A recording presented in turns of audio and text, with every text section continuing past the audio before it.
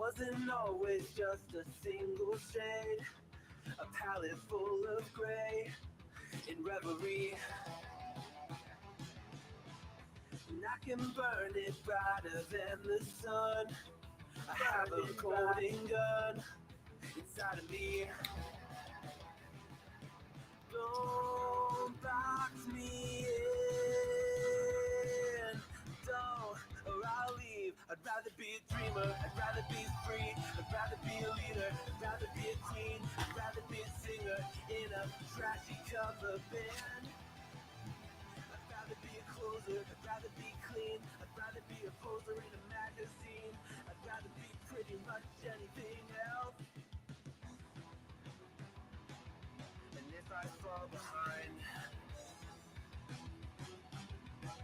ignoring all the signs.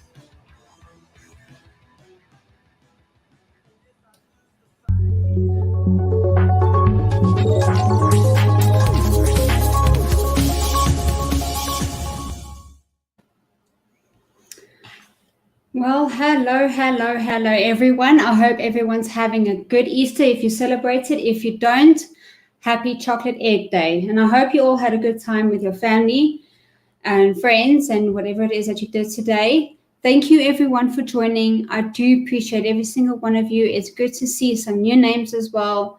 Renee and me, Mr. Victory, NA. My goodness, Hyacsho, Clive, Wells, you guys are all awesome. Snowy, the kindest kitten. Welcome to the stream. And Fluffy Summers, innocent victim. Thank you so much for joining. I appreciate all of you here. I really do. So today's stream is, hi Carl, how are you doing? I hope you're doing well. Right, so today, as you all know, I have 4 questions, and these were sorted out a while ago.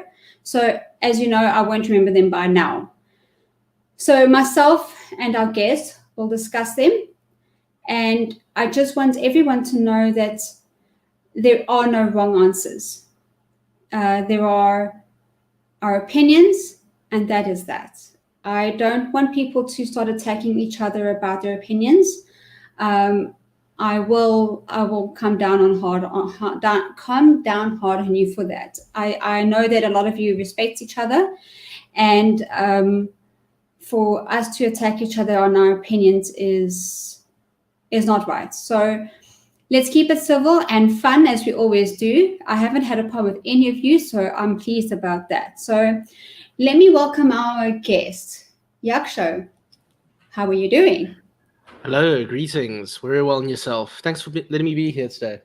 Oh, you're welcome. He is coming through on the hologram as usual. It seems like most of my guests don't want to be on the ship with me. I don't know what it is. Do I smell? Do I have bad breath? Don't you like my hair color?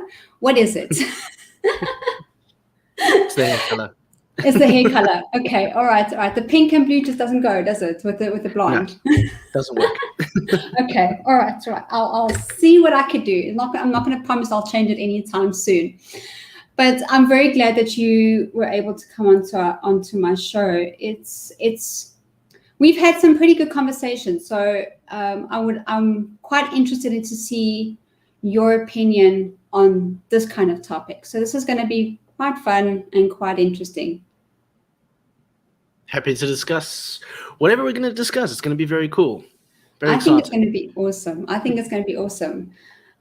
Watching your Twitch streams, they can go down into the gutter, which is fine. But you also have some good conversation as well about good topics, and I think that is why I asked you to come onto my show. I try. We all try. That's why we're here. That is why we are here. Right. So I'm going to open up the questions. Cool. And we are going to now start with question 1. All right. Wait. Hold on. Breathe. It's fine. Have a sip of coffee. It's fine. Sips Red Bull generously. All right. I'm ready. Let's do this. Awesome. Before we get into it, if you guys don't know, Hyacsho is part of my Twitch family. I have a family on YouTube, which is you guys, and I have a Twitch family, which is Hyacsho and the rest of his family and friends. So they have welcomed me graciously from about December, and it feels like I've been there for years. And everyone has been so amazing in welcoming me, and I can't say thanks enough for that.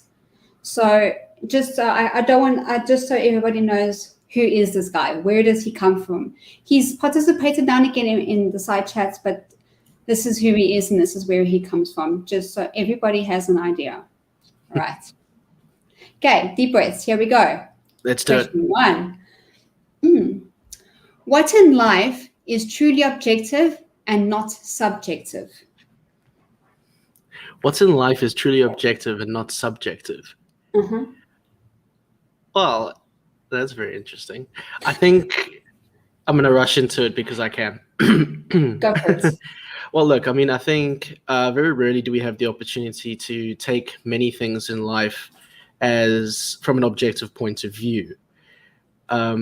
Generally, especially in my case, I like to I generally react to things from a subjective point of view. Most of us do because our experience tells us to. It's more of an instinctual reaction to whatever we're facing from an outside point of view, like politics, a social club, or whatever we have to face from the outside in. Generally, we're going to be looking at that from a subjective point of view rather than objectively, because we're instinctive animals. We're humans. That's kind of how we deal with things. However, saying that though, what separates us from animals and whatever, yes, the things that make, what separates us from the animals is basically the fact that we can eventually distinguish between something that is reacted towards from a objective point of view, something with a bit more logic. Like I don't know, someone breaking into your house. It's everyone would probably react in a very similar manner, but it's still subjective. And it would, but then from an objective point of view, it's interesting. I don't think there is, to your question. I think everything is generally acted from a subjective point of view before objectively. Objectively may come a little bit later, I would imagine. Not 100% sure on that one.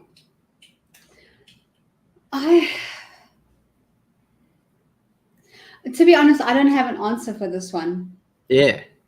You wrote this a year ago? Yeah. I don't have an answer for this one. I mean, let me rephrase it. I can't think of an answer for this one. Oh. I mean, I think a person's got to know what is objective and what is subjective in their life to know, what truly is objective and not subjective. If someone in the chat wants to give an example of what is objective in their life and not subjective, go for it, and maybe I can go from there, because I don't know. I truly don't know. Well, look, I mean, at the end of the day, something being objective, and I see someone mentioning in the comments, Clive mentioned his opinions are objective and everyone else is subjective. Again, that's him trolling subjective. Really? He's a huge troll. He's trolling. He's a huge troll. Oh, lovely. I might have meaning that he's right and you're wrong. That's what I'm understanding. Look, I know generally I'm right and everyone else is wrong, but seriously though. No, look, to be serious though, objectivity basically sticks to facts and logic. A subjective point of view sticks to emotions, and if that's the way we're going to react, that's why I say everything from an outside stimuli point of view, we generally react emotionally. Most people react emotionally.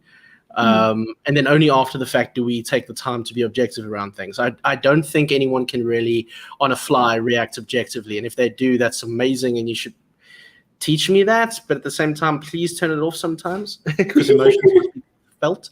I don't think there is anything that can just be objective by default. Everyone has a point of view. Everyone has an opinion. And everyone feels differently. And to that person, their feelings themselves are valid at that time. Could be anger, it could be excitement, whatever the case may be. Could be arousal, but it's got to be subjective, and then objectivity comes down to, okay, this person did this because of this, and this why this makes sense logically. The facts, and I mean real facts, like facts from the 90s, not facts from, with fake facts. And what was it? What's that favorite thing? Spicy facts and fake facts. I can't even remember now. Whatever. But the traditional meaning of facts. Like the fact that the Earth is flat. That's objective. No one can argue with that. Oh, you get people that do argue with that. Believe me. Believe me. If you actually fall into the rabbit hole of this community, you will find out there are people that will wholeheartedly argue with you that the Earth is flat. I watched half of a documentary on Netflix, and it was creepy. Not the person, but the way Netflix put it together was strange. So I just switched it off. Are you talking about Behind the Curve? I think it's that one. Yeah, it was hilarious. They basically outed themselves. Is basically what the whole thing of that series. How did they stretch out a 2-hour documentary? Like, it was very odd. But anyway. The fact that they can stretch out that the Earth is flat for years and years is unbelievable. It's amazing. Because they will always find something new. So when scientists came out saying that the moon isn't in our atmosphere because of the gradient, yes. The atmospheric gradient, they say that the moon is actually in our atmosphere. The flat earthers jumped on that so much because the moon is in the dome with us, with the sun and the clouds and diagrams. It's fascinating stuff.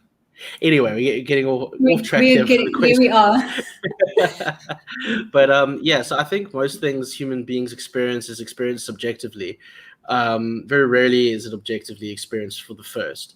I do think that when it comes to maybe matters of, I don't know, it's difficult to say, more theoretical matters, we can be objective, like theoretical conversations, something based in fact as an origin. Then maybe we could be objective from the outset, like, I don't know, discussing scientific thesis or, then maybe.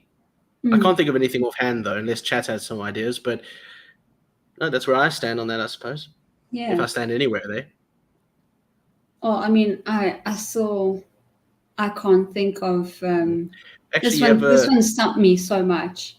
Oh, I think it's Mr. Victory mentions that their perceptions change with time. That is correct. I think the more we learn about whatever we're going with, whether it's one instance, I don't know why it always come up in my mind. I keep thinking about like a home invasion for some reason. I don't know why, because I suppose it's the most extreme thing I can think of right now. But perception changes over time. And I think perception changes not just on time as we gain more knowledge about whatever we're experiencing. So thus we change. I think it's a very poor mindset to be stuck to an opinion or an idea without development. Like going through life or anything, knowledge is always gained and perspectives are gained and everything like that. It's a very weak position to not be able to evolve based on new data and information. Even if it approves your initial feelings or whatever, or disproves it, doesn't matter. The whole point is to develop those subjective feelings into something more objective, I suppose. Interesting. It's a very interesting question. And again, I think I can just go based off what people are saying. I mean, like I said, I just don't have an answer for this one. This one was a very tough one for me. But I think, I'm sorry, guys. I just don't have an answer for this one. And I don't know why. My mind is just, wow. I'm so sorry oh my word. I thought that when I put all of these questions together, I'll be able to answer at least all of them. No, Roxy, no, you're not that clever. But I'm happy to hear from the rest of the chat if they got any more statements or questions or answers and such. So Clive Wells, I see he says, let me do it here. He says, in mathematics and to lesser extent other sciences, objectivity is possible. The further you move away from that, the less certainty there is, and there is more subjectivity. He has a point. Okay, I suppose that's why they try and say mathematics is the universal language because, well, it's based on logic rather than based on being objective rather than subjective. He makes a very valid point. He always makes a very good point. He always does. When he's not trolling you, he does. Yes. But yeah, I think maybe the fact that I don't understand this question to the fullest may be subjective or even objective. I'm not too sure. I don't know. That it might be subjective in this case because you require more information to be objective about it. There he goes. So in that case, then I'm going to say I have a subjective answer to this question as I don't know. That's as much as I can give you guys tonight. I'm sorry. I think my brain just died from the long weekend. I mean, we have a 4-day weekend this weekend, and I'm sure most of the Christian countries do, as they all celebrate Easter. But sure. Okay, I think I'm ready to move on from this one, and maybe we can spend some time on the other questions. Are you happy with that? Sounds good. I mean, there's not much more to say about it, really. So let's go on. Awesome. All right, question 2 says, there has always been something. Before there was something, there was only nothing. Which do you think is more likely? Wait. I can just see Clive Wells going off at me with this question. Wait. Say that again, please. There has always been something. Yes. Before there was something, there was only nothing. Sorry, let me start that questioning. Which do you think is more likely? Okay, so basically we're talking about the infinite universe or the beginning and the ending of a universe. Mm-hmm. I think that's what they're asking.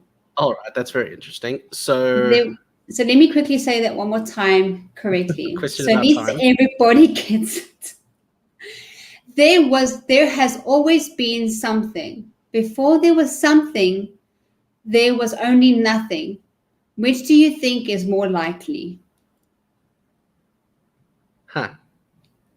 Well, objectively speaking, I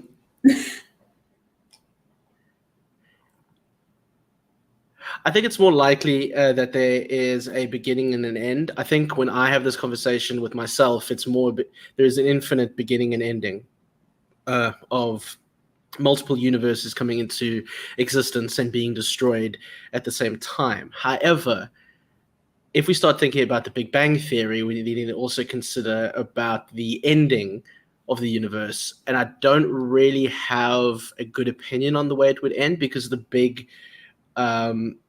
chill, I think is the term, I forget now, where everything just burns out until it becomes lifeless and empty.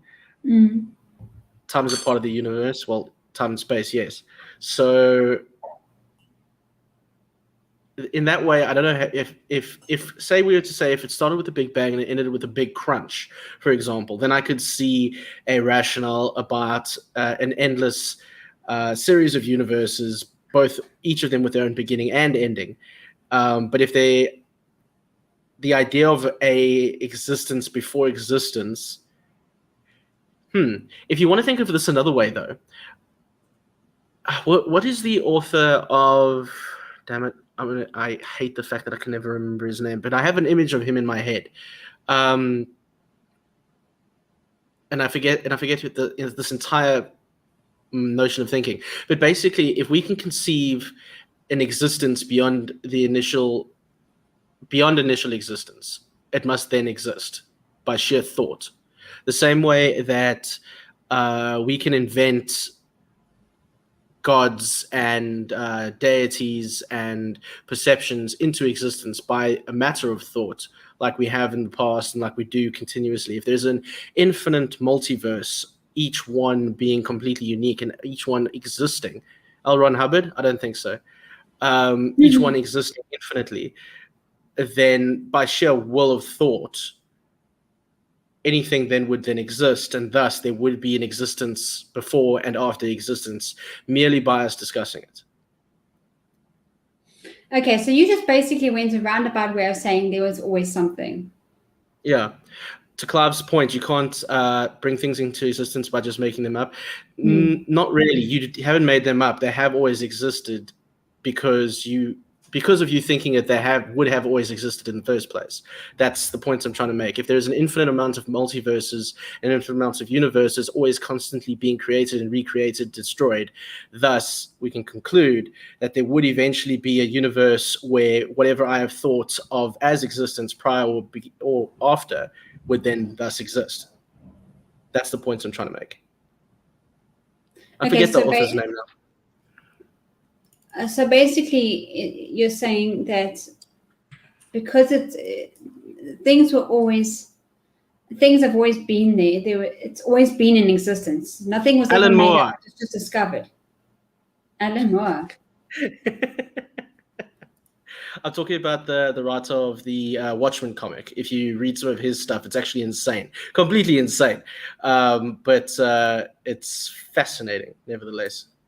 Okay, so just quickly here from Clive Wells, he says the language presupposes the answer, as it assumes the nature of time exists outside of space. Excuse me, which is incorrect. That is incorrect. It's time and space are the same thing. Space-time are the same thing. They're not. They don't exist outside of each other.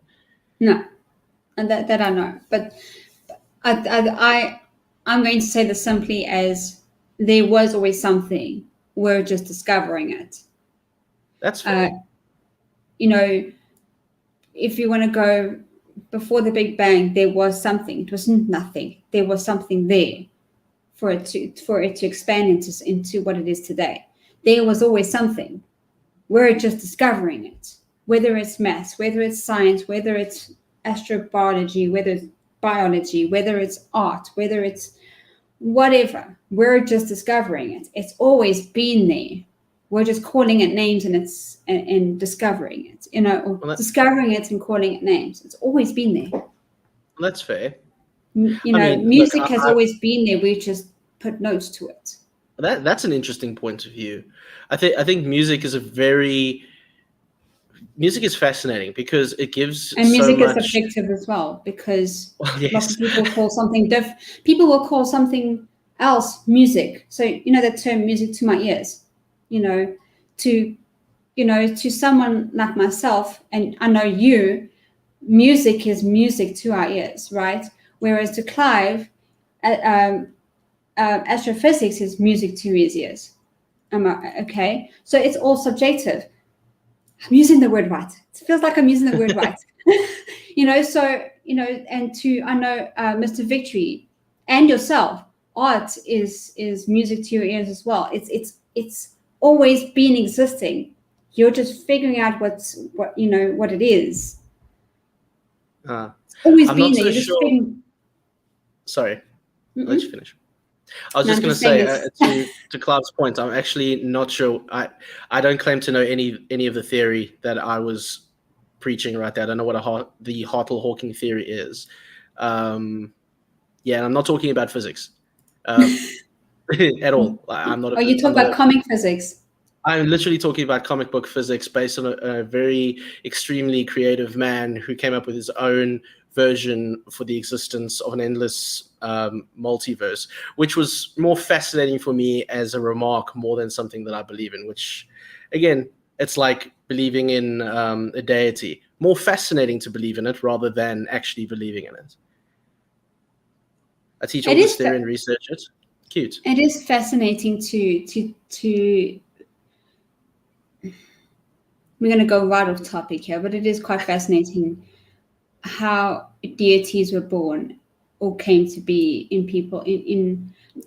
I'm not talking out of my own experience or my past experience, should I say, and how deities are born and how people created them and how they were in people's minds and such like that. I mean, at one time I was atheist. At one time I couldn't give two shits about whether there was a God or not.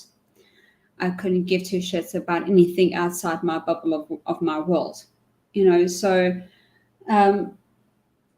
but to now think about to think now, as if I was an atheist, to think about those kind of questions is so fascinating to me, because I believe in a deity. I actually believe in a plethora of them, because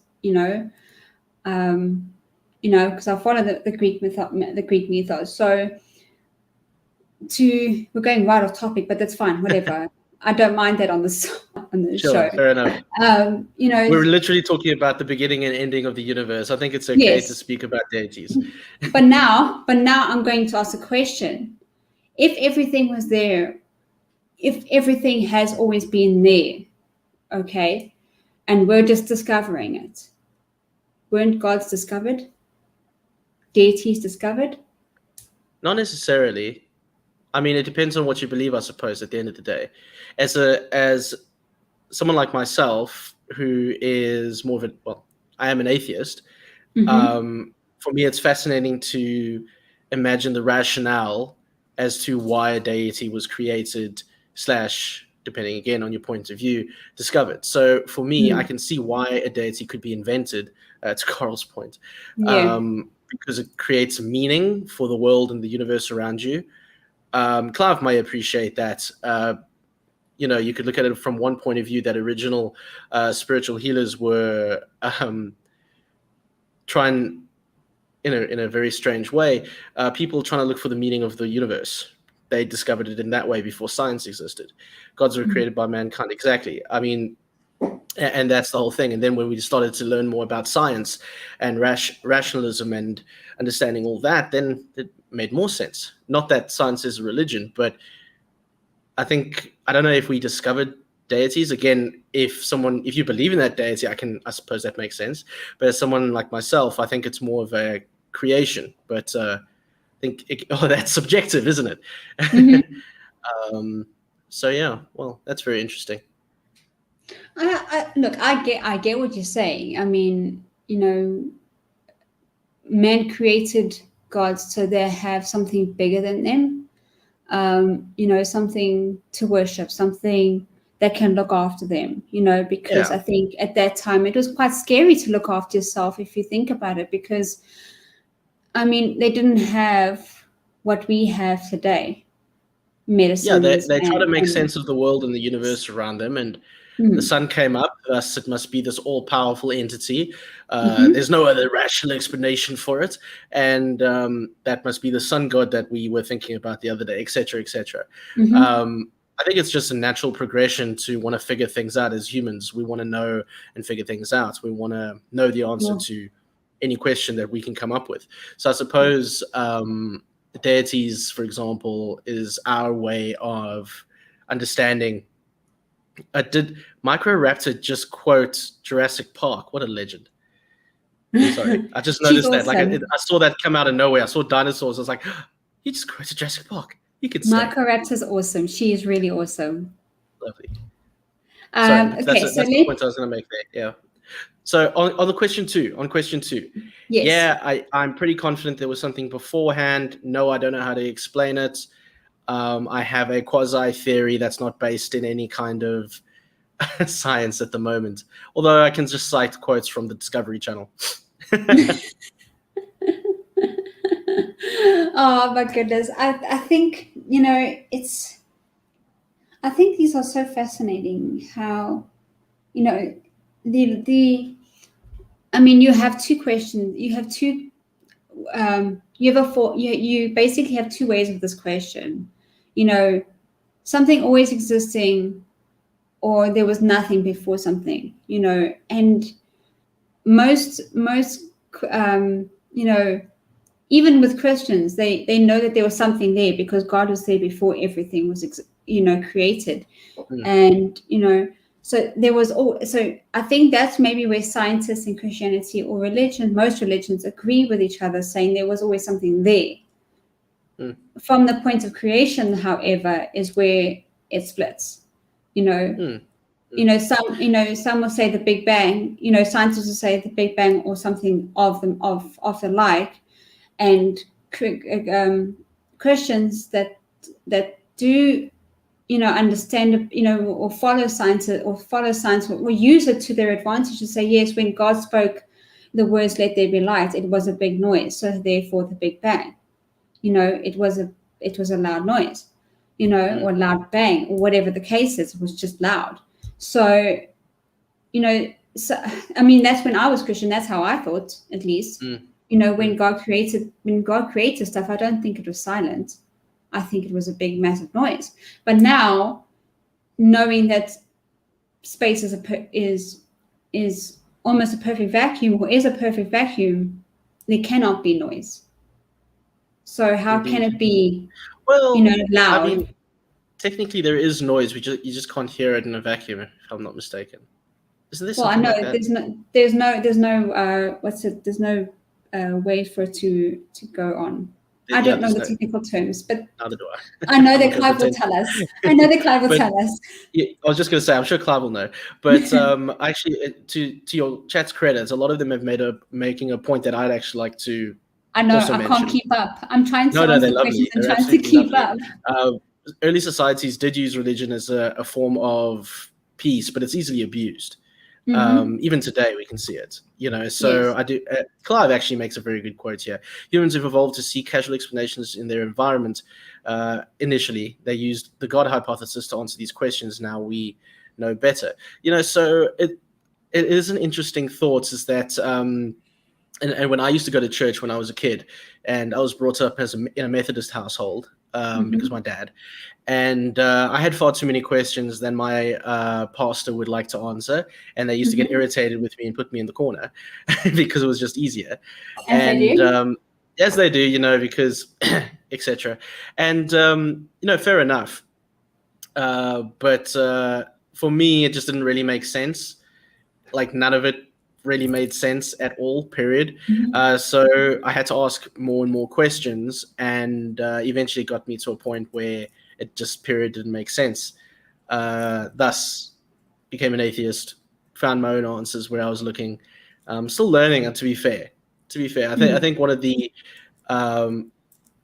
points that I made initially, I think in question 1, was to just as we experience more data in our lives, is to change our opinions and change what we believe in general. So, yeah. So, very interesting. Someone actually mentioned the Big Bang.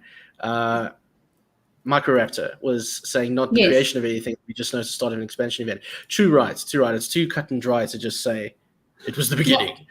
I would like to speak on that one. I don't think. So as far as we've seen, as far as I remember, because I mean I watch Neil deGrasse Tyson, right? And I've watched what's his show called now?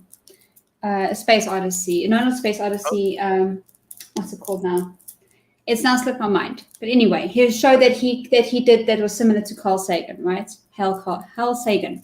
Anyway, what we have, the furthest we've actually seen is just the remnants of what we think is the Big Bang. We actually haven't seen the Big Bang. We haven't actually been able to go that far out in terms of space-time to see further than the remnants of the Big Bang. So maybe yes. So maybe something has changed in the last time that I've actually watched it. I don't know. But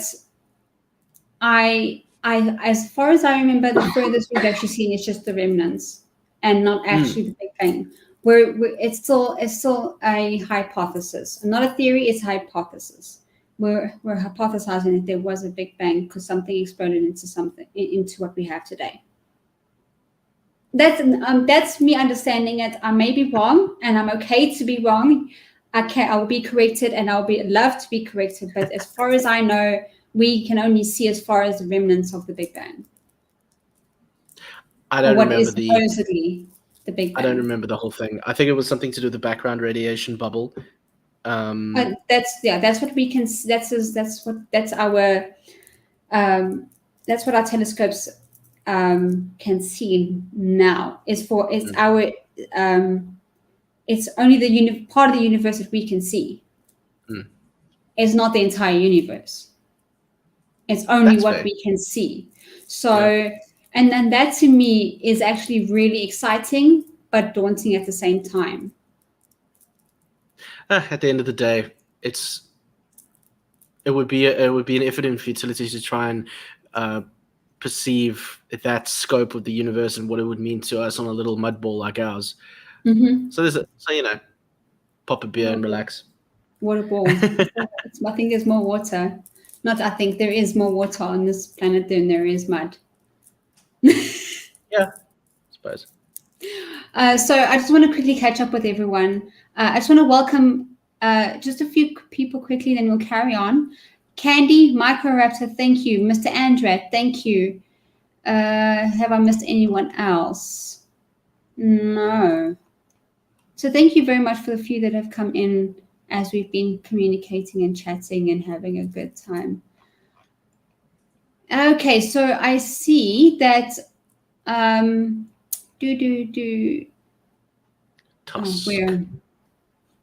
Tusk. Tusk, hello. Nice of you to join us. Nice to see you. I hope Mrs. Tusk is doing well. Okay, so Hail Sagan, then I see Clavel says there. And then Microraptor says this. I appreciate the theists in this community. Flat Earthers shows the worst side of religion, but our theists show the best side of it. I don't think there's anything to do with the question, but I just wanted to put that out there. I think it's sweet. And then Candy says, my uncle is a pastor and a wonderful man. People have this few and far. What few? People have this few of an either or view. Either is evil or either is good. It's both. It's good that comes with the bad always. Sorry, did I read that wrong? No. I think it was a mistype.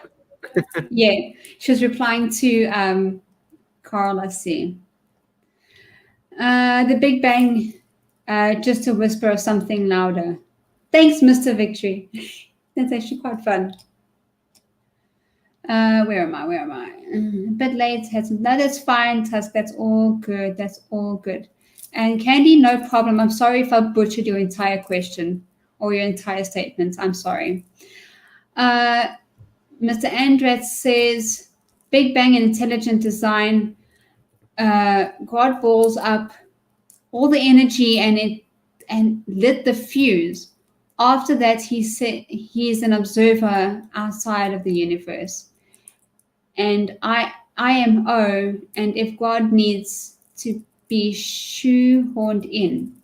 Why is my reading so bad today?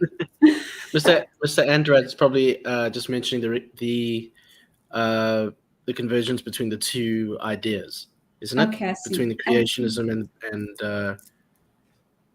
the other one. My brain's flat. Look, it's late here, and I've had a Red Bull. So, Miss Candy said, "Don't worry." Couldn't read it afterwards either. All right. Okay. So I think we can move on to the next question. If anybody else is good with that, I'm good with that. I think we've spoken that one flat. Let's rock it. Yeah. Oh, awesome. for the record, though, Alan Moore did have a habit of enjoying mind-altering psychedelic drugs. Well known, in fact. So it would be interesting to see what he came up with during those states. If anyone was curious to look into it, just put Never know. Tusk, you may need to rewrite what you said because I have no idea what that actually means. I wonder. I have trouble reading. Oh. Okay. It's a nice, just terrible. I'm sorry, guys. Let's go on to question 3. It's not terrible because you're here. I promise, Hyacsho. It's terrible because I'm flat today. It's fine. Okay, so question 3 is happiness just chemicals flowing through your brain or something more? No, it's just chemicals. I can agree with that. Well, okay. But what makes the chemicals? Uh, What triggers the chemicals to flow? outside stimuli and the emotional reactions with synapses in our brain create I don't know how the body works and it creates happiness or love or arousal or anything. It's all chemicals. This was an easy one, but this is that's it. I would agree with that. But Clive, you know I what's haven't cool, had though? chocolate today. I haven't had any chocolate today, unfortunately. No one brought me chocolates today. Anyway, carry on. I would love a chocolate right now. Not gonna Me lie, too. there's my happy chemicals. No, but I was thinking about it. I was on my way home from work the other day, and I couldn't help but wonder: have you ever watched Surrogates, the movie? Mm-mm. Okay, so Surrogates is not a special movie, not a very good movie, in fact, but it was an interesting idea. There was actually a better one. Oh, Idiocracy, I think was another Mhm. one. Doesn't matter. Point trying to make. So I would love to see, and I say love to see, I don't mean actually love to see it, but it is going to be a very interesting world when we're all hooked up to machines that consistently pump us with the chemicals that we need to feel things while we live in a virtual world. If you think Mhm. about it, because that's all we are at the end of the day, we're chemical impulses. So if your senses are tricked with something like high-end VR, and I'm talking, it'll happen in a few years, but if that's all happiness is, for example, or sadness, or whatever the case may be, the Matrix, pretty much the Matrix, Mhm. and it wouldn't be a lot to just pump us with the right chemicals when we need it and why, depending on the stimuli we're getting from our virtual reality world.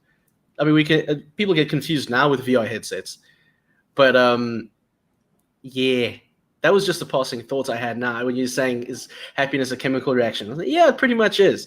It's pretty much. I don't think I Well, disagree with it not being at all. It would just be interesting to see how we could manipulate that in the future, and that's why people no. take drugs, don't they? Well, they also take drugs to try and make that stimulus happen, All of the it, simulation happen. So if you're suffering from depression, you may not even feel that's the happiness chemical because it's not there. So there's an imbalance. yeah, So that this is why people talk about depression being a chemical imbalance or mental health being a chemical imbalance. well, yeah, Um, so that's why I agree with you because my mind went straight to that.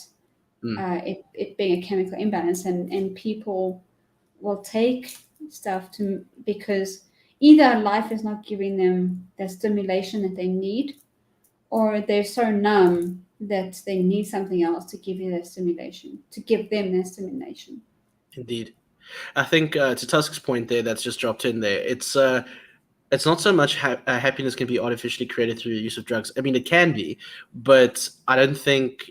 I think you are right. The environment does have a lot to do with your reaction to everything. I mean, there's so much that goes on in your brain, so much that triggers us, and we react to emotionally. I mean, the other day I saw a picture just randomly, and I had a complete emotional reaction to it, a very strong negative one, and I was able to deal with it and whatnot and so forth. But at the end of the day, that is exactly what it is. I do think drugs and narcotics and medicine, whatever, they do add the chemicals that we're already feeling and enhance that, sure. And so they're more stronger and weaker. That's why some people want uppers or downers. Some people want to feel a little sad. Some people want to feel happy all the time, or Mm. excited, or calm, or whatever the case may be. So drugs have a part to play, but I do agree with Tuss there. Our outside environment does have a huge part. Although I do know people that don't go outside and they are consuming a lot of herbal medicine throughout the day.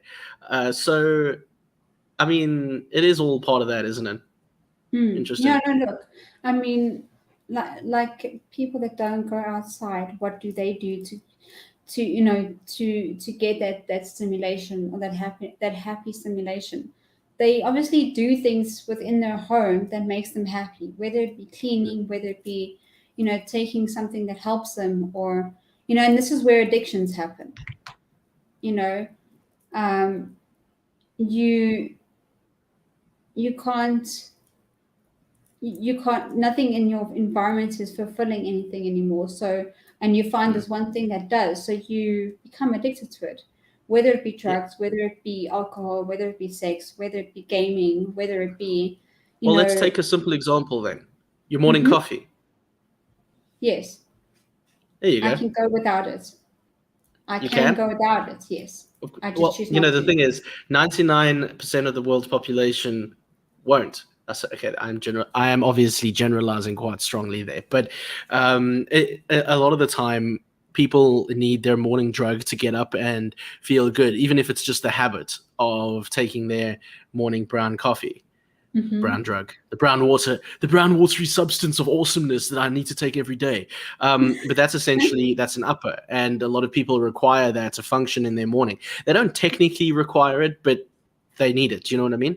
Yes. And I need it. I'm addicted to my coffee in the morning. I need my cup of coffee, and it's the same if we normalized any kind of pill or herbal medicine or whatever the case may be. It makes a lot more sense that you just wake up and you're like, I need this because I'm going into this meeting and it's going to make me feel much better, or I need this because it makes me calm. And I mean, I've met a lot of people, I know a lot of people very personally who are on antidepressants, who are on anti-anxiety, who are on all kinds of things just to help them function on their day-to-day. And it does come down to chemicals and imbalances here and that kind of thing. I don't actually know anyone who's not on something, if that makes sense. I'm not on something. You're not on something? Mm-mm. Wow, okay, then you'd be my first. But we've spoken about this before. I've told you this before. Don't you remember? Yeah, I don't remember. No, I'm not on anything. I probably am supposed to be, but okay. I don't want to be. That's why I haven't gone to a psychiatrist. I see. Clive Wells says he's not on anything. There we go. See, Clive Wells, I've made you mod because there are no mods in my chat and you are here more often than not. So I have made you my mod. But you don't really have to do much. There's no real shit that happens in my... no real crap that happens in my chat. So I just wanted to see a blue name, and I know you're here often and I know you'll take care of anything that happens. So that's why I made you mod. I have a question. Yes. Do you drink cool drink? I am. I do. Then you're on sugar. Yes. Is that not a drug? By the same definition as coffee? Well, they have made it a syntax. But no, they have. Literally, they have. It's obviously a flat argument and a flat point that I was trying to make, but I was just trying to be right because I have to be right all the time. I apologize. I know you do. No, look, I mean, when it comes to sugar, I mean, I do have a coffee in the mornings, but it's not a normal coffee. It's a cappuccino sweet thing that tastes like Romany creams. So there's your sugar. Oh my gosh. That's a thing? Yes. Wow. It's called a hug in a mug. It's amazing. Oh, I forgot it. Yeah, we have hug in the mug here. Yes, so that's sugar. Then during the day, if I do drink something, I don't just drink water. I will drink a concentrate that I mix with water. I don't drink water. I don't. People tell me, you have a headache because you don't drink water. No, because I don't have a headache for every day of my life. Right?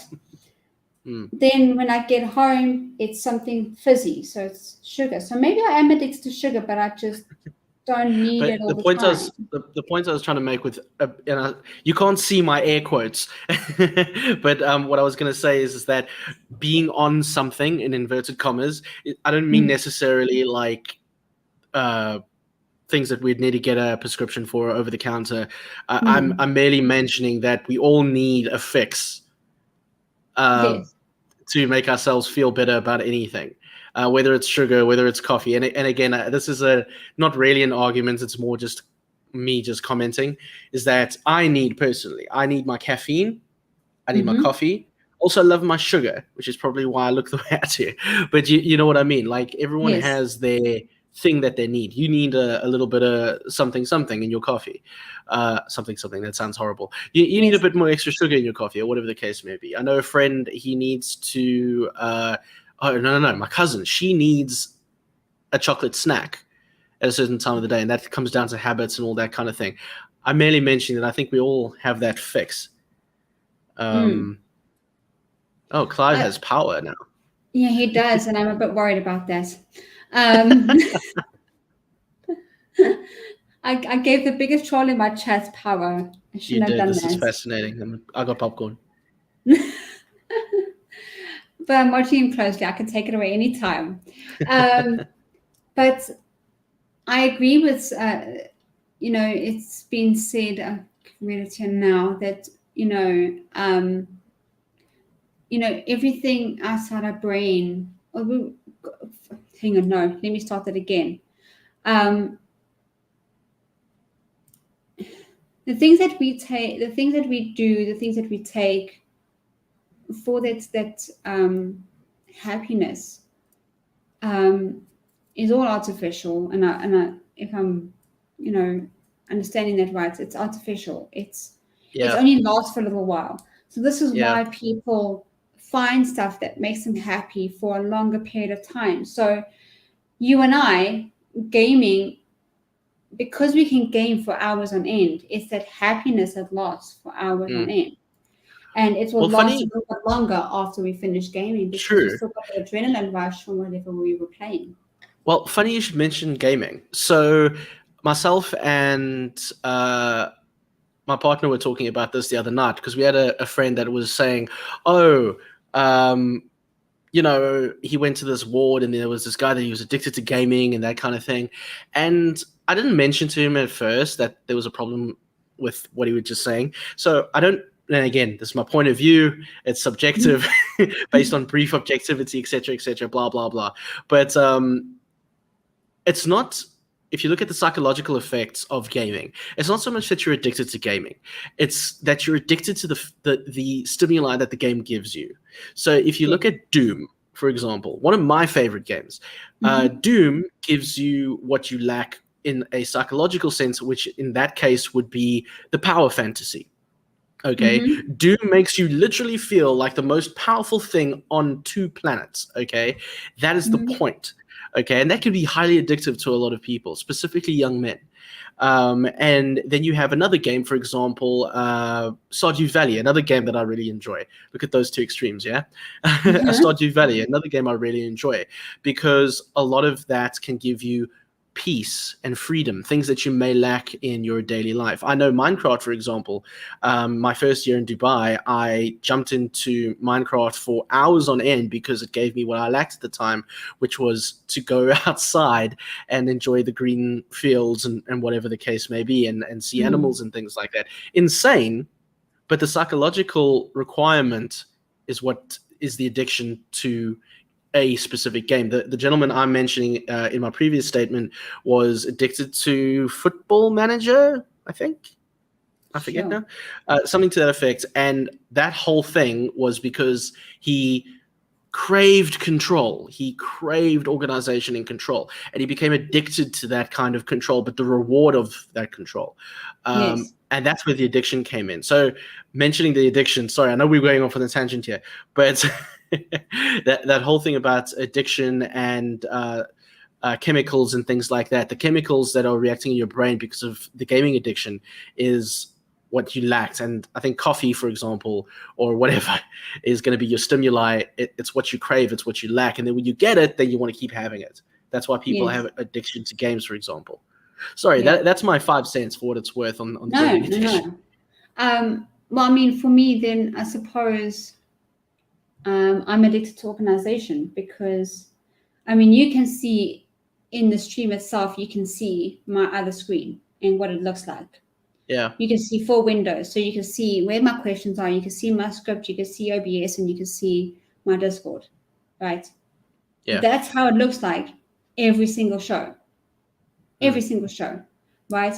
then on my screen that I'm looking at, I've got the show, which is StreamYard, and I've got the actual chat of YouTube open, because sometimes YouTube is faster than StreamYard and vice versa. So, and I use StreamYard because I can put the questions up on the screen.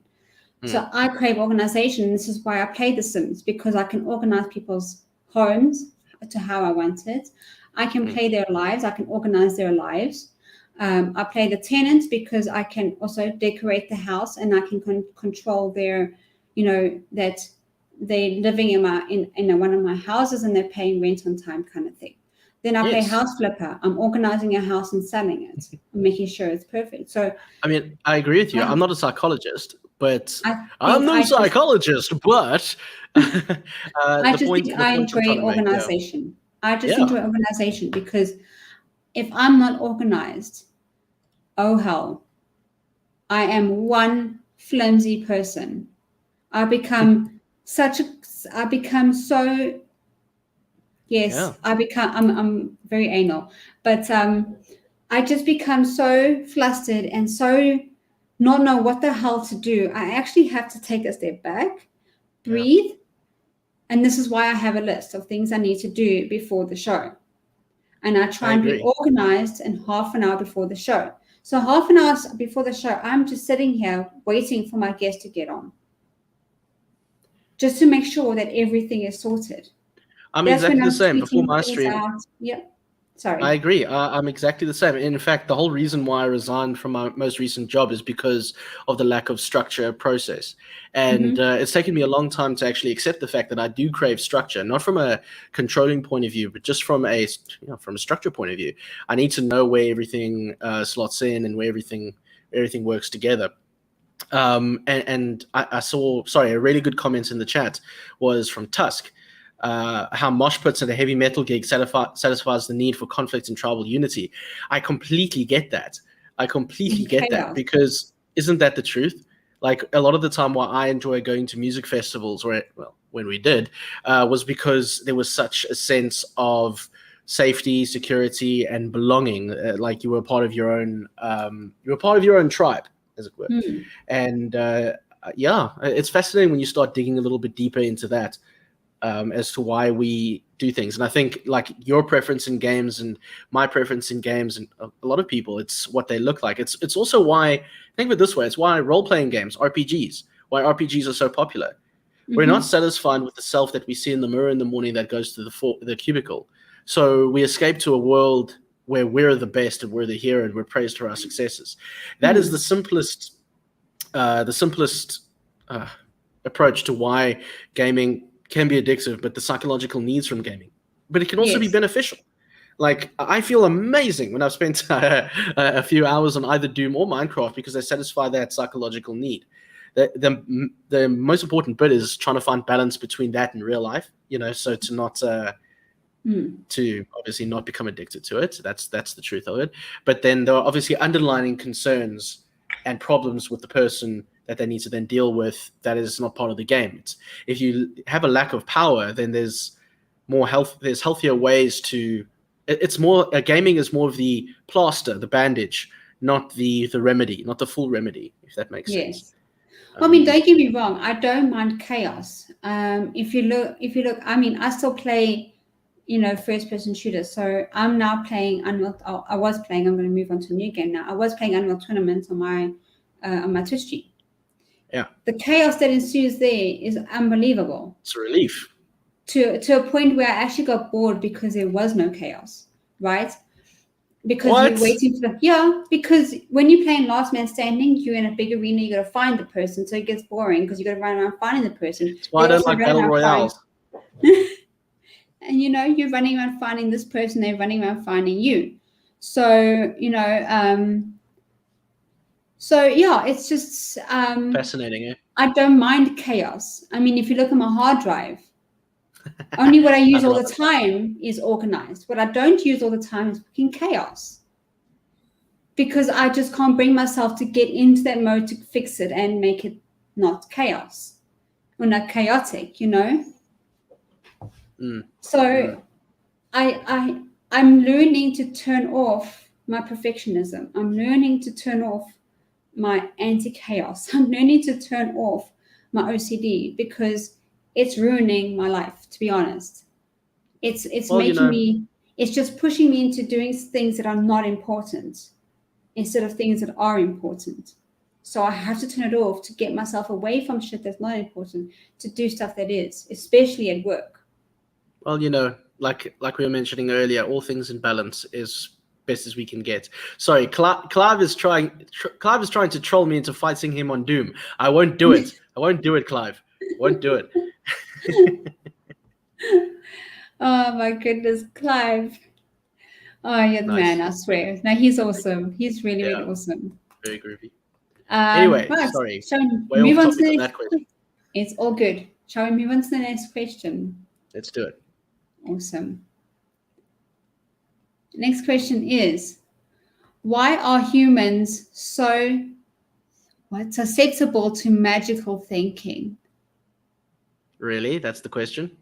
Why are humans so susceptible to magical thinking? Because we need an explanation. So even if, well, I mean, this is the thing, right? This is so strange. Okay, so if humans are susceptible to magical thinking because it is, and again, it depends on the person, but in my opinion, it would depend on that is the most rational explanation for that person, if that makes sense. So, and that comes to the first question. Or was it the second one? I don't remember. But it was one of the earlier questions where someone may believe in magical thinking because it explains what we're experiencing or doing or whatever. It explains the unknown. And if we can explain the unknown, we feel comfortable. That's why a lot of people, that's why that whole thing is that people fear what they don't understand, and they become angry and they become violent. And when they don't understand, they just want to smash it or break it or whatever, like the apes we are. But that's basically it at the end of the day. People believe in magical thinking because it explains, it gives us an answer. It's just, it's the easiest, what was it? It's the path of least resistance. For example, it would be, I know there was that, I never finished watching it, and I was so young, I didn't really understand the movie correctly. But The Man Who Sued God with Billy Connolly, the comedian. Long story short, there was a lightning strike and it blew up his boat, and he wanted to sue God. So he ended up suing the church or something to that effect. Pretty interesting movie. I don't remember. I was very young. Point I'm trying to make is that if there was a lightning strike and it had some kind of effect on you, I don't know, maybe it hit your car, a lightning strike hit your car, the most for a lot of people, something like that it obviously has a scientific explanation of why that, even though it is completely random and it's just by happenstance, someone may look upon that and remark, well, God did that, or a deity did that, or it was just magic, or it was, or et cetera, et cetera, et cetera. So I think people fall into, in inverted commas, magical thinking just because it explains the unexplained. It's the easiest answer that we would initially come up with without doing research and experimenting and things like that with whatever has happened. But I think that's why. I just think it's the easiest, and people like to be comfortable in knowing knowing something rather than just than leaving something linger. So it would be much more torturous to the human to say I don't know and linger with that for however long until they found the answer, than just say, it was an act of God or something like that. I think that's probably humans default to magical thinking because it's easier. I have my answer. I can move on, or something to that effect. Well, I mean, Clive, he did say magic is easier than working out the real science, which is difficult. Indeed, it is. And also, a lot of people can't accept that things are random.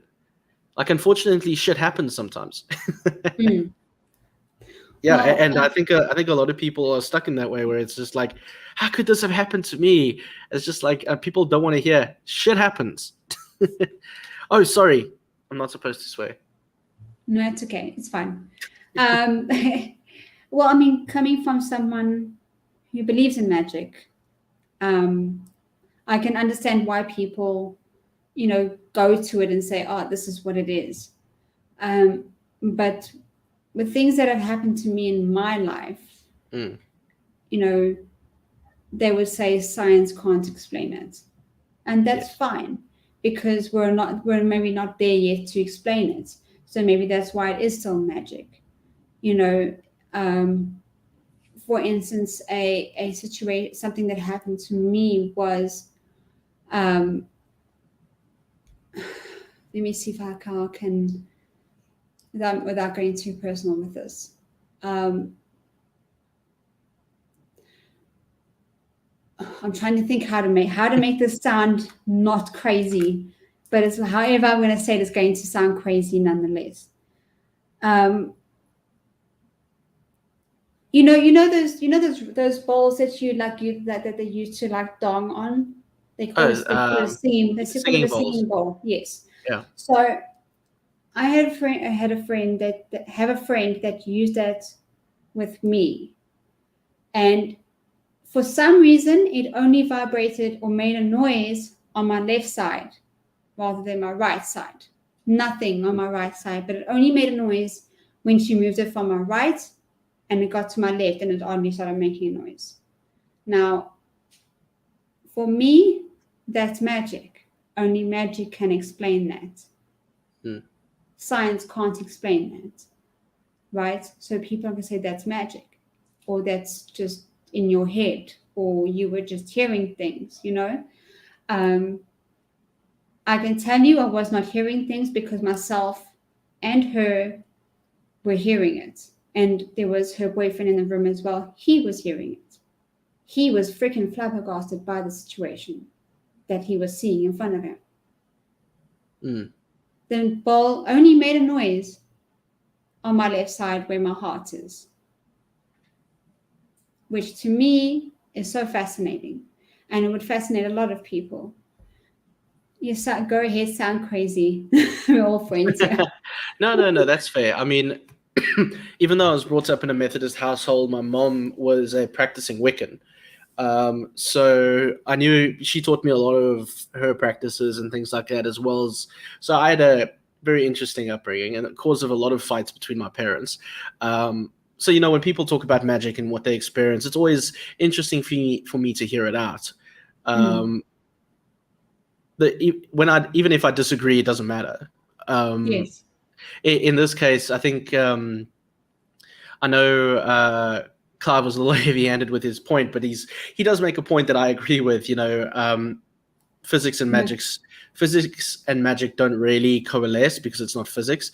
But I always leave room for, look, objectively, a lot of people cannot explain it. Thus, they believe that it's magic, and that's okay. It's really all right at the end of the day. And unfortunately, I do take the position where, especially in the last 4 years or so, where I've been like, okay, that's fine, and let people just continue to live their lives, whether I agree with them or not, whether I feel they may be,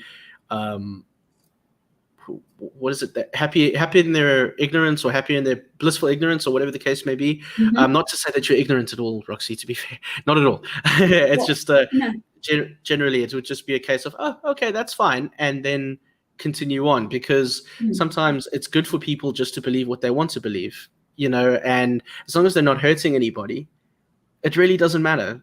At the end of the day, I mean, I used to believe in imaginary friends when I was a kid. It worked for me. Well, I mean, I've always said this: no one can tell me that my experiences were wrong. There you go. That they didn't exist. So what I experienced may not be science may not be able to explain it, and that is fine. You know, if it is magic for now, let it be magic for now. Let the people be happy in their magic beliefs. If science eventually explains it, then that's fine too. I'm not going to say no. If science can eventually explain these things that happen to me, all the more reason for me to be happy, because then I can understand why it's happening.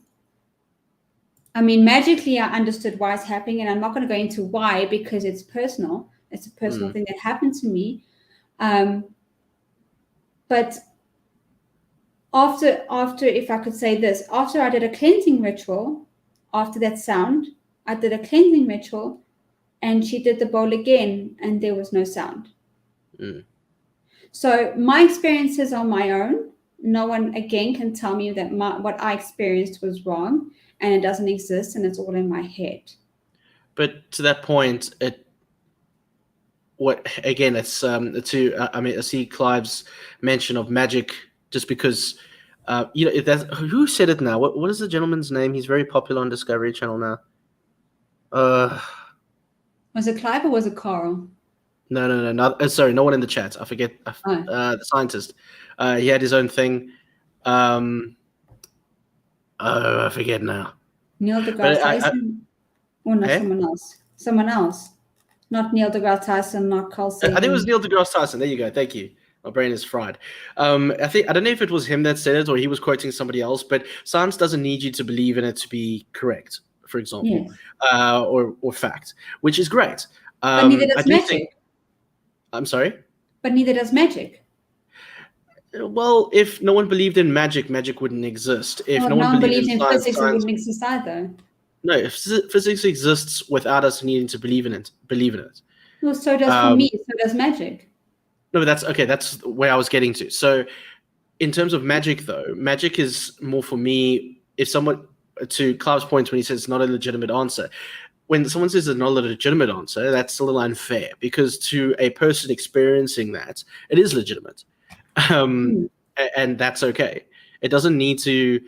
Again, I come back down to a very, very top level thing there, where it doesn't need to hurt anybody just because somebody has a spiritual experience, religious or otherwise. It's irrelevant to. It's more irrelevant to anybody else. It's more relevant to the person experiencing it, and that's more what is important in this respect, rather than whether it makes sense in physics. I mean, a very good example is when you just wake up one day and make a conscious decision to change something in your life. It's an experience exclusive and only to you, that only you would understand. It's less magic, it's less science, it's psychology, but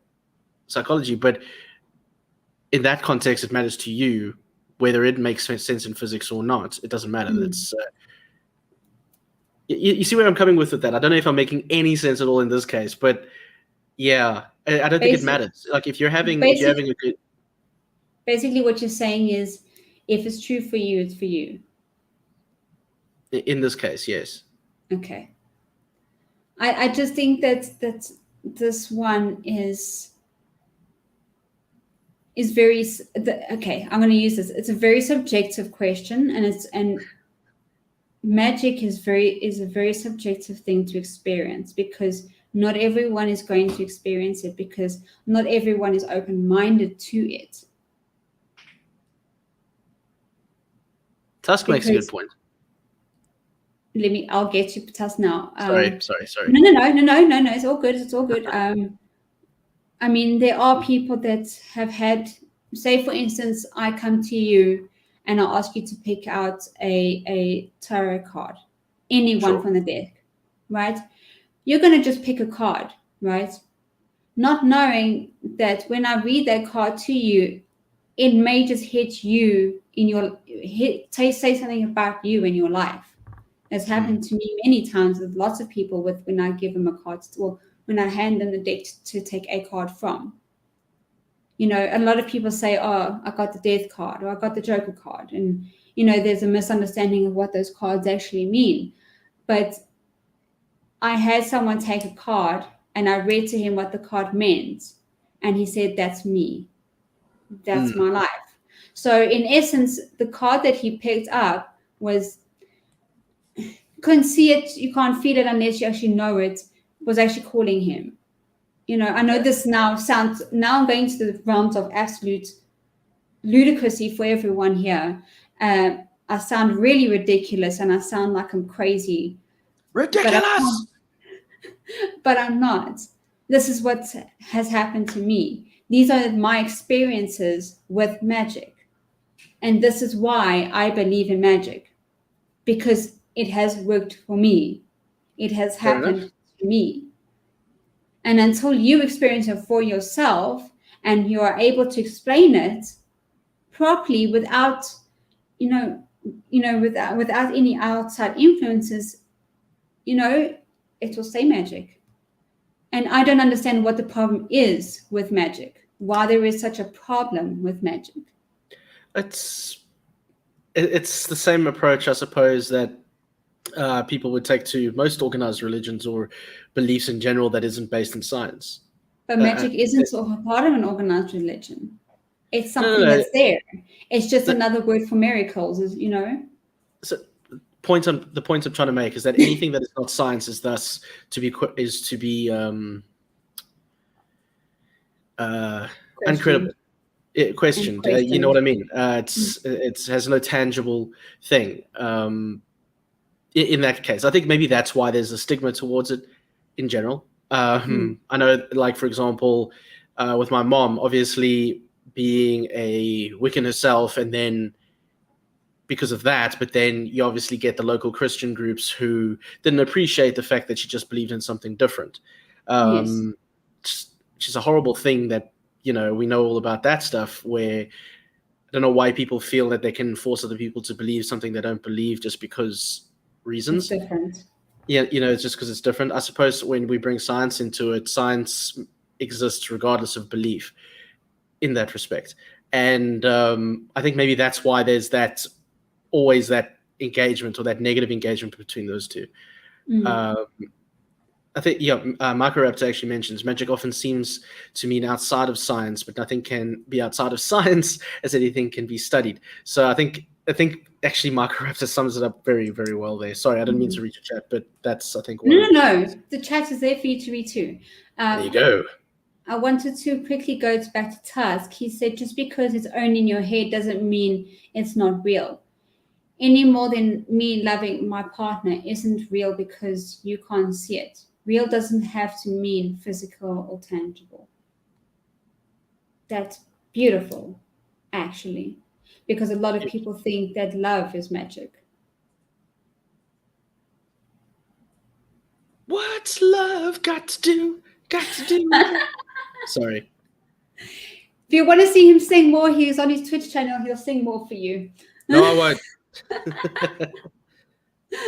But Tusk, that is absolutely beautiful, and as maybe I stand to be corrected, but maybe love has been proven scientifically in the brain in terms of the stimuli, chemical reactions. Back to question 3. There we go. But Clive, I don't want to disregard Clive. I understand because I've now had him on my stream. I understand him a bit more now. He's very science, and that's that kind of thing. If science can't prove it, it's magic, if you want to call it that. It's not. we haven't got there yet to understand it. So either we don't know, or it's we're getting to it, and for him it's science, and that's that. So I understand Clive. But I think that there may be a time where science can study magic. I think there will be a time when that happens. Maybe not in our lifetimes, but I think it can happen. I don't know. I mean, to study magic would be to understand thought on a ethereal level, if that even can be done in the first place. So for me, that all falls into the realm of more quasi-science that I don't know enough about to comment on.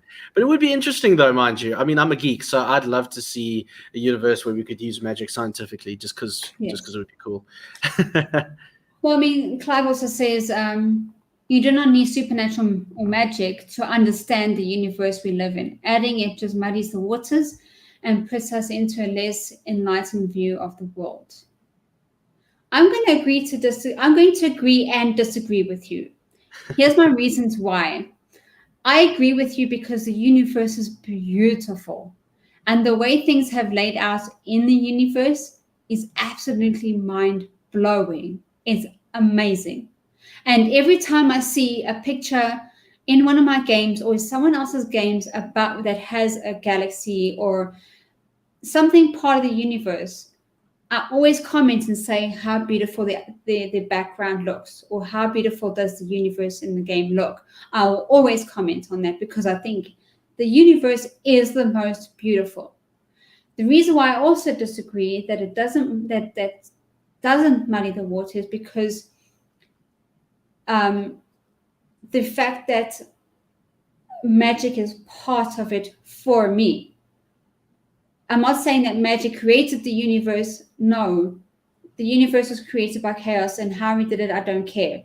It's not part of the question. What I'm saying is that that magic is part of the universe.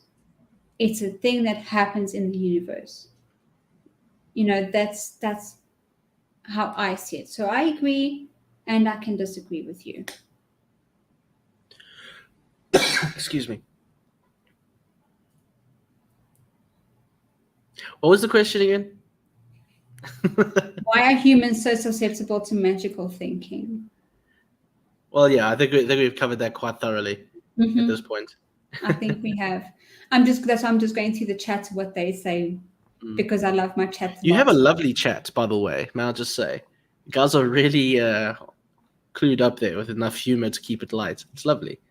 There's a lot of skeptics in this chat as well, but a lot of them, do understand the other side, or some will understand, or try to understand the other side as well. That's how I see it. But I see magic.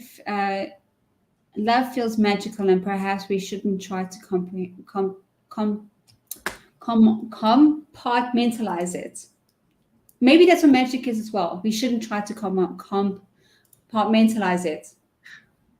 That's what scientists are trying to do with magic, is they're trying to do that, and it cannot be, because it's not something that you can. It's like love. You cannot do that to it. You cannot do that to love. And that's probably why it pisses people off, because they can't understand it. They can't grasp their head around it. Maybe. I'm horrible that way. Mr. Victory says, there is no reason or understanding to love. You can say chemistry all you want, but that doesn't exist. That doesn't explain it. Not 100% sure about the comment. There is no reason or understanding to love. We don't understand love. We just know it's a chemical thing that happens in our brain. When we fall in love, our brain does its chemical thing. I mean, look, we can chemically understand the signals of love in our brains and our bodies and that kind of thing. How each of us react to it is different. And we can't understand why we feel the way we feel. When we're in love, we don't understand that feeling. That's fair. I'll give you that one. No one understands that feeling of being in love. They don't understand why they love someone so much they'll die for the person. They don't understand why they love someone so much they'll let them go and be free and do what they want. And if they come back, they belong to you, kind of thing. They don't understand why you would have a child or reproduce with that person, besides the fact of reproduction, the mechanism of reproduction, besides that fact, and besides the fact of, genes and such like that. Some women have, and I'm just generalizing, some men have chosen the ugliest woman to reproduce with, and vice versa. Why? If, there has to be love there. There has to be some connection there. So we don't understand love, and we don't understand why it works the way it works. It just works. And the fact that people still want to try and figure out how it works, to me, it's taken away. It's going to take away the magic of love if we figure out why we love. Sometimes that also could just be a magical thing to want. We don't understand why love is the way it is. We just love. And for me, I'm okay with that. I don't want to understand love, because then it will take away the magic of love. I agree to an extent, like I say. I do think that there is a big part, funny enough, Clive and I agree on this point slightly again, where there is a genetic, biological reason for love. Mm. But I I do get think that. that, yeah, I do get that. But at the same time, I do think that there is a different, how each of us react to love, the chemicals that make us be in love with another animal, for example. It's different to each person. And it, like you say, it is magical to that extent. If we put down the definition of magic as something we don't understand yet, from a scientific point of view, then yeah, all right, fine, fair enough. Yeah, it's very interesting. But I agree, though. In fact, I was talking to a friend of mine the other day, and sometimes it's just nice to not have to worry about trying to figure something out. I know it doesn't work for everyone, but No. sometimes it's nice just to be. And in fact, see, there's different types of love. And welcome to the stream as well. There are different types of love, and I am sorry for your loss. I really, really am, and I know that's horrible. I've lost many cats in my life. But that is a different type of love to what you will have for your partner. When you say you love your dog or you love your cat, it's a different type of love. Isn't that subjective? It is subjective, yes. But, sorry, I'm being an ass. No, you're doing good. You're doing good. But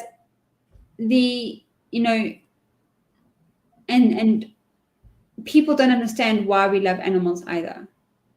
And for me, why do we want to understand that? Because if you start understanding why we love, you take the magic away from it. As I've said. Why we understand animals.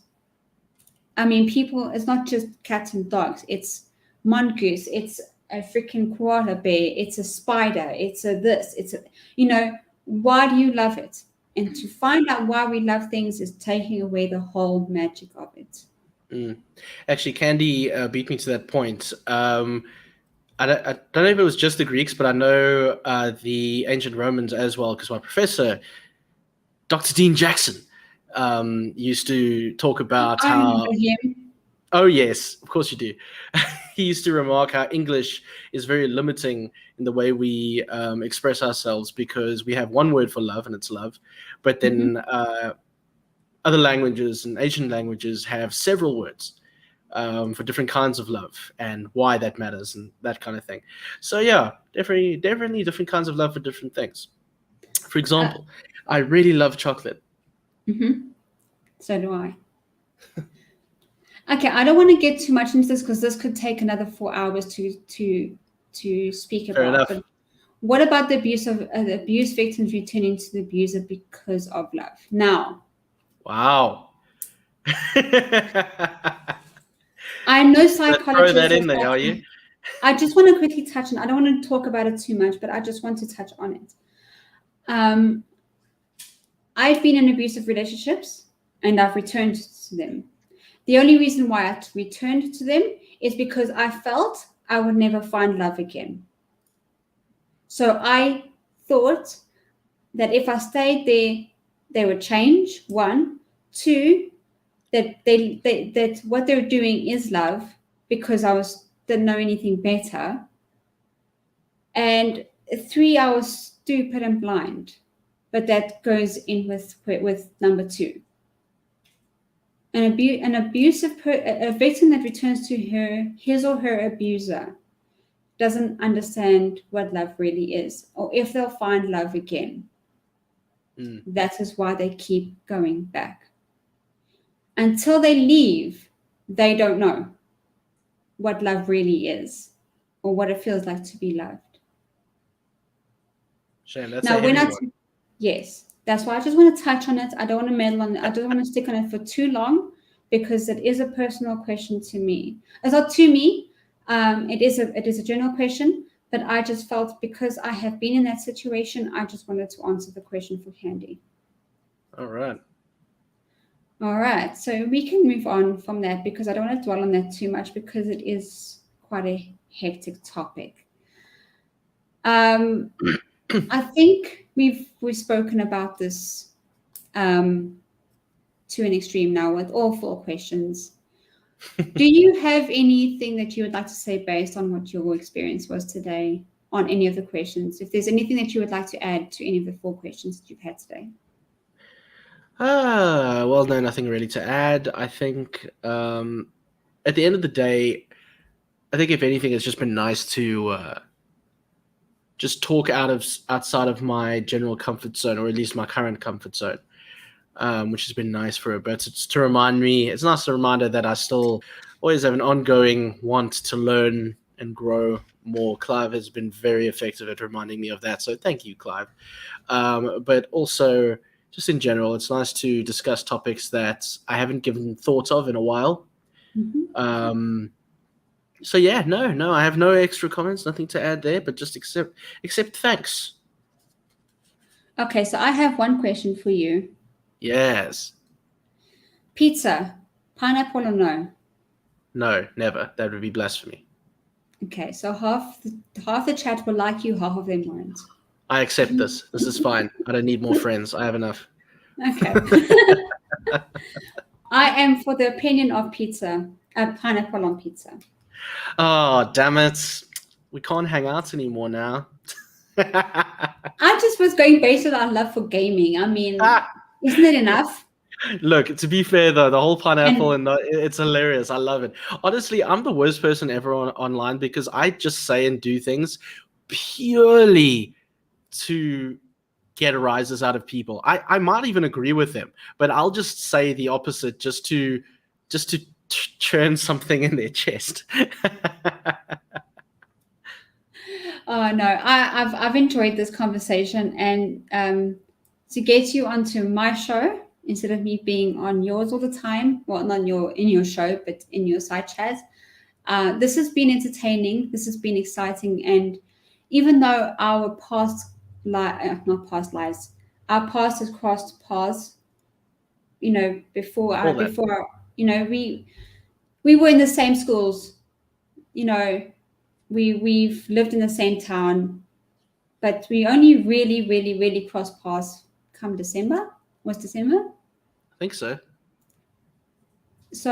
But this has been interesting, and I've really felt like this was something that I wanted to get you on here to, as I said in the beginning, I really wanted to get you on here to hear your opinions about things that that are not generally asked in your stream, that are not generally spoken about in your stream.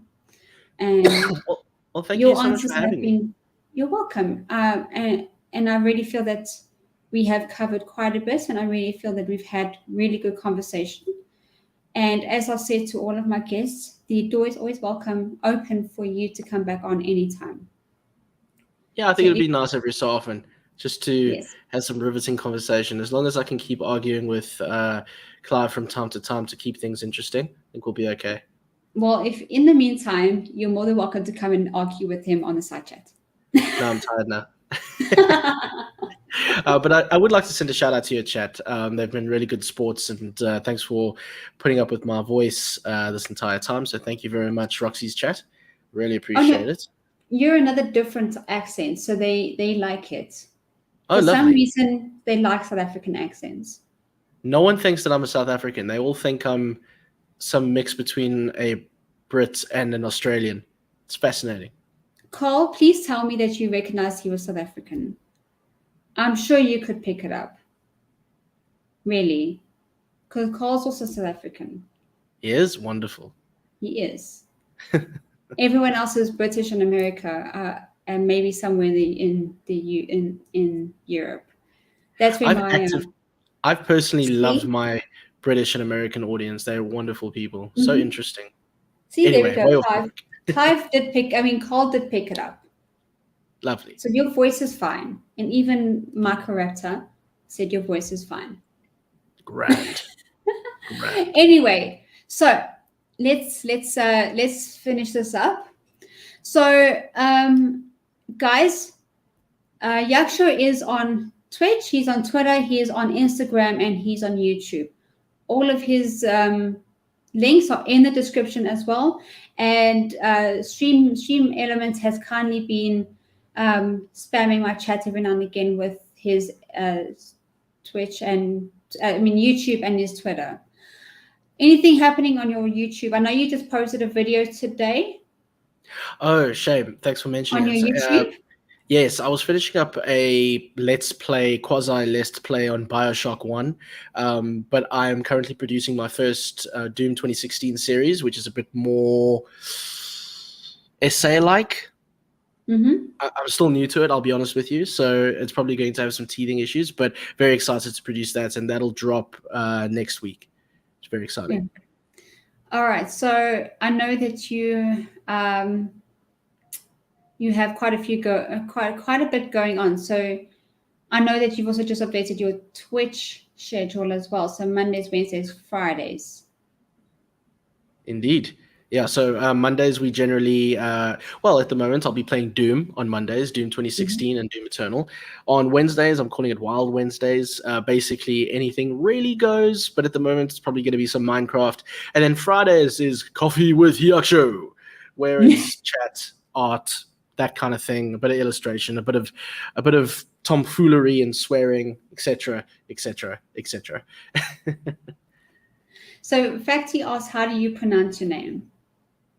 You pronounce it with Hyacsho, and it used to be Hi, but it's I had a friend once in America. She was Japanese American, and she said the HY in Japanese is apparently he, so it's pronounced Hyacsho, not Hyacsho. So it became Hyacsho. And I'm just lazy and I just say Hyacsho. That's fine. It's all good. So I'm looking forward to, you know that I love hanging out in your streams. They're really, really awesome on Twitch. You don't have any plans to stream on YouTube? Oh, as a matter of fact. So look, honestly, I've done a lot for the last 5 months, I've been doing a lot of experimentation and research on search indexing, optimization, discovery, that kind of thing. Twitch is disgusting when it comes to discovery. In fact, I don't it's actually horrible to try and grow on Twitch. YouTube technically offers the best kind of search indexing in the world for streaming and video. So I actually intend to experiment with YouTube in the very near future, probably after my Doom 2016 series, if I'm perfectly honest. I'd still like to build up more of a community there before I just jump in and say hi. Honestly, if I knew what I knew now, I'd probably have started on YouTube. But I do think that the Twitch community, I think the only thing Twitch currently has going for it is its community. Because YouTube is coming up with amazing technology, everything from shorts to clips to its enhancement of live streaming. Yeah, so maybe give me about, and it's going to be a while off, a few months until I come to actually stream on YouTube. But it's only because I've got a plan and I've got to just stick to it for a little while. Yeah, well, you're probably going to ask me why I started streaming on Twitch. And it's for I'm curious. Reason. I think you mentioned it once before. Community. And the amazing emotes and how, and the fact that you can get monetized so much quicker on Twitch. There's that. And because of the community of the Dubdo crew, which is, the amazing community we're a part of, if it wasn't for them, I wouldn't have been affiliated within a month. It took me a month to be affiliated on Twitch, where I'm still trying to climb to get monetized on YouTube. There are two pros and cons to both. In the words of Sam Woodall, why not both? Indeed, and I suspect that my platform, whatever you want to call it, will probably include both Twitch and YouTube in some evolution.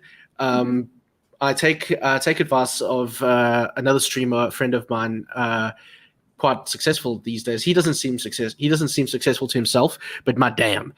So he's got just under 60,000 subscribers now, and he's going to go full time pretty soon. And he does music commentary and things like that. Amazing dude. And I had him on a call the other day, and he was just like, dude, why not both? They're both, if you want to think of money, they're both sources of income. If you think of community, they generally don't overlap as much. And I'm sure you've noticed this too. Yeah. So you've got two separate communities that would like different kinds of content. So, you start thinking about those kinds of things. So it's fascinating stuff. Both of them have their pros and cons. Like YouTube doesn't make the money early days. Twitch makes money a lot quicker. Yeah. But over time, YouTube makes a lot more money in volume than Twitch. So Yeah. it's all very interesting. And I'm not going to pretend to be an expert. I'm still learning as I go. But this is so far what I've found. Same. Okay, I don't think the chat wants to hear about us going on about Twitch. So, okay, so guys, if you want to catch him, I'm sure he'd appreciate a subscription on his YouTube channel. And if you do want to find out what Twitch is like, both of our Twitch channels are in the description. You can find us both there. I only Twitch on Tuesdays and Thursdays, so I don't conflict with anybody else at the moment. Thank you so much for coming in, Candy. I do appreciate you very, very much. And thank you very much for the statements and questions and answers and such. It was very much appreciated. Okay, so my next show will be Bella Charge. Okay, that would be on the 18th of April, which is a Saturday, yes. But the only reason why this is on a Saturday is because of time zones, him being in New Zealand. So I don't want him to have to wake up very early on a Monday morning to come to my show, and he wouldn't be able to do it anyway because of work. So the next show will be on a Saturday. It will be at 8 p.m. CAT and 12 p.m. CST, Central Standard Time. Otherwise, guys, look out for the next show. Look out for the next Scientology Endgame show as well. Those are normally now at the end of the month or the last Saturday of the month. Other than that, everything is in the description. If you haven't, please subscribe. If you want to donate to the cause, and if you wish, you could become a patron as well. I'd really, really much appreciate it. And I want to thank everybody. Hyacsho, thank you so much for coming on the show. I appreciate it very, very much. And as I said, you're more than welcome to come back on later on in the future. Thank you so much again. All right, everyone. Have a good evening. Have a good day. And enjoy the rest of your chocolate egg day. Ciao, guys.